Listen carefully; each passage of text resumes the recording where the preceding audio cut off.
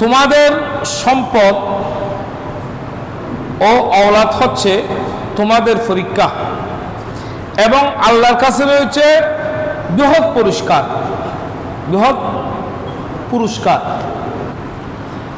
আমাদের সম্পদ, আমাদের औलाद, আল্লাহ বলেছে সেগুলো ফিতনা। বাংলায় অর্থ করলে হয় পরীক্ষা, বাংলায় অর্থ করলে হয় কি? ক্লাস করলে, স্কুল কলেজ মাদ্রাসায় গেলে আপনাকে অবশ্যই পরীক্ষা দিতে হবে দ্বিতীয় আর ক্লাসে যাওয়ার জন্য, ঠিক না?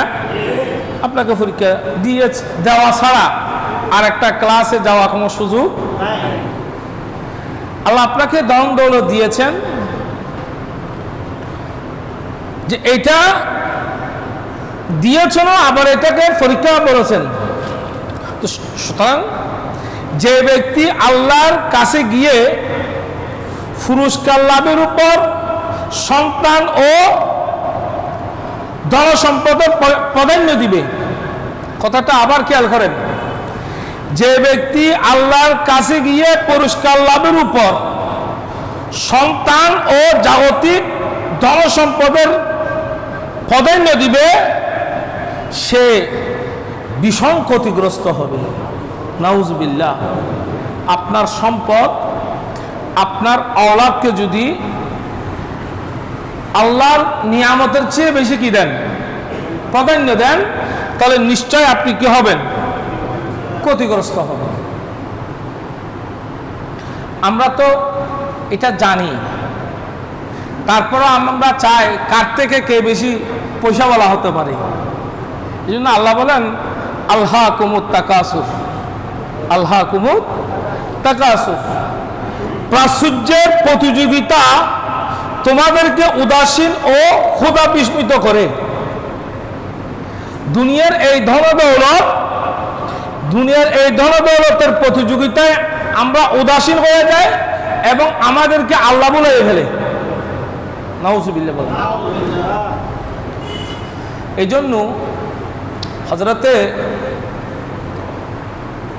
সালমান ফারসি রাদিয়াল্লাহু তাআলা হযরতে আবু দারদা রাদিয়াল্লাহু তাআলা আনহুকে একটা ওসিয়ত লিখলেন। খেয়াল করবেন ভাই, এগুলো খুব গুরুত্বপূর্ণ কথা। আমার আপনার জীবনে যদি এগুলো মনে রাখতে পারি, প্রতিপালন করতে পারি, তাহলে আমাদের জীবনের মধ্যে পরিবর্তন আসবে। হযরতে সুলাইমান ফারসি রাদিয়াল্লাহু তাআলা হযরতে আবু দারদার কাছে চিঠি লিখলো, ভাই আবু দারদা, দুনিয়ার ধনসম্পদ এই পরিমাণ সঞ্চিত করিও না, জমা করিও না, যার শুকর তুমি আদায় করতে পারবে না, যার শুকর তুমি আদায় করতে, এমন ধনসম্পদ তুমি সঞ্চয়, মাইন্ড খেয়াল অন্যদিকে নিবেন না, কি আলোচনা হচ্ছে সেদিকে খেয়াল রাখেন। বর্তমান এই অবস্থায় কাউকে ভেঙে ছুড়ে বলতে হচ্ছে না, সবাই জানে, ঠিক না? দেশের এমন নামদারি অনেক ধনীরা, টাকা কতগুলো আছে গণও দেখার সুযোগ হয় নাই। উনি হচ্ছেন আল্লাহ। আল্লাহ মানুষকে ছাড় দেয় কিন্তু ছেড়ে দেয় না। তো আওয়াজ করে বলুন না, আল্লাহ মানুষকে ছাড় দেয় কিন্তু ছেড়ে দেয় না। আপনি মনে করছেন আজকে আমাকে ঠকিয়ে আপনি খুব একটা ভালো কাজ করে ফেলছেন, কিন্তু আপনি যে ঠকবেন সেই দিন আপনাকে বুঝ দেওয়ার কোনো লোকও থাকবে না। সেদিন বুঝ দেওয়ার কোনো লোকও। হযরত সালমান ফারসি রাদিয়াল্লাহু তাআলা, এই জন্য এগুলোর দায়িত্ব কাদেরকে দিতে হয়? যারা আল্লাহ এবং রসুল চিনে, যারা আল্লাহ এবং সব নেই পরায়ণতা যারা বুঝে, তারাই এই সমস্ত এগুলোর খাল ধরা দরকার। আমরা তো এগুলো মূল্যায়ন করি না। হযরত সালমান ফারসি রাদিয়াল্লাহু তাআলা বলেন, ভাই আবু দারদা, তুমি এমন সম্পদ অর্জন করিও না যে সম্পদের শুকরানা আদায় করার তুমি সুযোগও পাবে না। আল্লাহ আমাদের সে সমস্ত ধন সম্পদ থেকে হেফাজত করুক। অবশ্যই ধনদৌলত দরকার, ধনদৌলত কি অতটুকু দরকার। আল্লাহর কাছে যাইবেন, আল্লাহ আমাকে অতটুকু ধন দাও, যতটুকু ধন দিলে আমি অন্যের মুহূর্তে শত হবে না। আল্লাহর কাছে ততটুকু চাইবেন যে এই টাকাগুলো গণার সুযোগ হবে না, সেই টাকা থেকে আল্লাহর কাছে কি চাইবেন? পানা চাইবেন। বড় করে বলুন না সুবহানাল্লাহ। আল্লাহ জি জামা মালো ওয়াদ দাদা ইহসাবু আন্না মালো আখলাদা, বলেছে ধনীরা টাকা গনে বারবার গনে গনে দেখে ও সে মনে করছে ইহসাবু আন্না মালো আখলাদা, টাকাও থেকে যাবে, সে থেকে যাবে মনে করছে। ঠিক না? ওনারা বাজে সর্বস্ব নইন আই কোরআন হাদিস তুন যেগিন গরিন কোরআন হাদিস তুন হইতে। এই হাদিসগুলো ইমাম গজ্জালি রহমতুল্লাহ আলাই মুকাশিফাতুল কুলুবের মধ্যে এনেছেন। আপনার একেবারে আধা ঘন্টা সময়ের মধ্যে এগুলো শুনতেছেন আমার থেকে। আমি কিন্তু এগুলো লেখা নোট করার জন্য আধা ঘন্টা না, আমার কয়েক ঘন্টার দুই দিন আমি এগুলো চিন্তা ভাবনা করে এখানে নোট করেছি বলার জন্য। আপনারা এই আধা ঘন্টা 25 মিনিটের মধ্যে এগুলো শুনতেছেন আমার থেকে। হযরতে ইমাম গজ্জালি রহমতুল্লাহ আলাই এই কথাগুলো মুকাশিফাতুল কুলুবের মধ্যে হাদিসগুলো একত্রিত করেছেন। যে হযরতে সালমান ফারসি বলেন যে এই ভাই আবু দারদা, তুমি এতটুকু সম্পদ অর্জন করিও না যতটুকু সম্পদের তুমি আল্লাহর শুকরানা আদায় করতে না পারো। আল্লাহ আমাদের সকলকে বোঝার তৌফিক সুযোগ দান করুক, সকলে বলুন আমিন। মানুষ ধন সম্পদ রেখে যায়। আল্লাহ প্রিয় মাহবুব সাল্লাল্লাহু আলাইহি ওয়াসাল্লাম বলেছেন, কোনো একজন আল্লাহর বান্দা যখন মারা যায়, কোনো একজন আল্লাহর বান্দা যখন, তখন ফেরেশতারা বলে সে কি কি আমল পাঠিয়েছে, তার নামাজ, রোজা, হজ, যাকাত, জুমা, জামাত, তারাবি, ইবাদত, বন্দেগী, এগুলো কত পরিমাণ পাঠিয়েছে এগুলো দেখো। আর দুনিয়ার লোকেরা বলে কি সে কি কি সম্পদ রেখে গেছে এগুলো গণো। অন্যবাজে সম্পদ কারোর সাথে গেছে?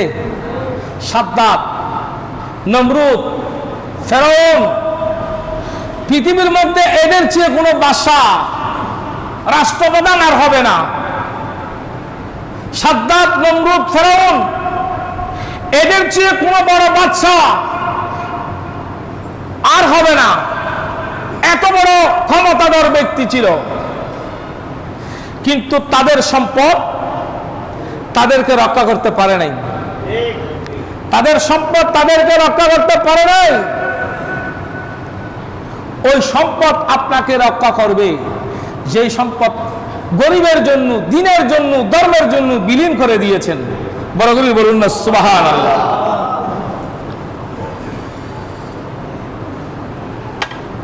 হযরত আলী রাদিয়াল্লাহু তাআলা একটা দিরহাম হাতে নিয়ে টাকার দিকে দেখে বলতেছে, হাতে নিয়ে বলে যে এই দিরহাম, আমি জানি যতক্ষণ পর্যন্ত তুমি আমার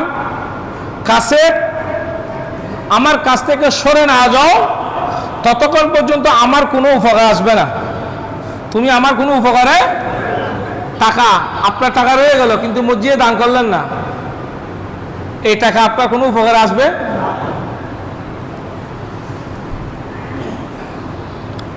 হযরতে হাসান রাদিয়াল্লাহু তাআলা রাসূলের দৌহিত্র হযরতে হাসান রাদিয়াল্লাহু তাআলা আনহু বলেন, আল্লাহর কসম, যে কেউ টাকা পয়সাকে বড় মনে করে, কে রাবাই করতেছেন? হযরতে হাসান রাদিয়াল্লাহু তাআলা উনি বলতেছেন, খোদার কসম, আল্লাহর শপথ, যে ব্যক্তি টাকা পয়সাকে বড় মনে করে, ধন দৌলতকে বড় মনে করে, আল্লাহ পাক তাকে লাঞ্ছিত এবং অপদস্থ বেইজ্জতি করবে দুনিয়াবাসীর কাছে। বড় করে বলুন না নাউজুবিল্লাহ। দেশের সুনামধন্য টাকাওয়ালা, আমাদের দেশের সুনামধন্য টাকাওয়ালা ইজ্জত পেয়েছেন না বেইজ্জতি হয়েছেন? একটু বড় করে বলুন, ইজ্জত হয়েছে না বেইজ্জতি হয়েছেন? কারণ এই টাকা ওনার নয়, উনি আমার আপনার রক্ত শুষা টাকা। এই টাকা ওনার নয়, এই টাকাগুলো আমার আপনার গরিবের রক্ত সোজা টাকা। যেই ব্যক্তি গরিবের রক্ত সোজা টাকা দিয়ে নিজেকে অহংকারী করে দাম্ভিক দেখাবে, আমার নবী বলেন, হযরত হাসান রাদিয়াল্লাহু তাআলা আনহু হাদিস বয়ান দিচ্ছেন, সেই ব্যক্তি অপদস্থ হবে, দুনিয়াবাসীর কাছে সেই বেইজ্জত হবে, লাঞ্ছিত হবে, যার নমুনা আপনার আমার চোখের সামনে এখন দেখতেছি, ঠিক কিনা?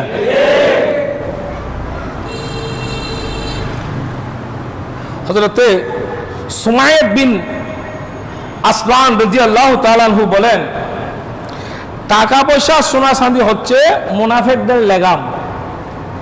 আমি এই কথাগুলো বলার আগে বলে দিয়েছি, টাকা পয়সাও দরকার, তবে কতটুক? হযরতে সুমাইদ বিন আসলান রাদিয়াল্লাহু তাআলা আনহু বলেন, টাকা পয়সা সোনা চাঁদি হচ্ছে মুনাফিকদের লেগাম। এই লেগাম ধরে তাদেরকে জাহান্নামের দিকে টেনে নিয়ে যাবে।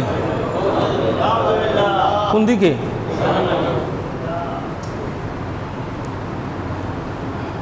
হযরতে ইয়াহইয়া ইবনে মুআজ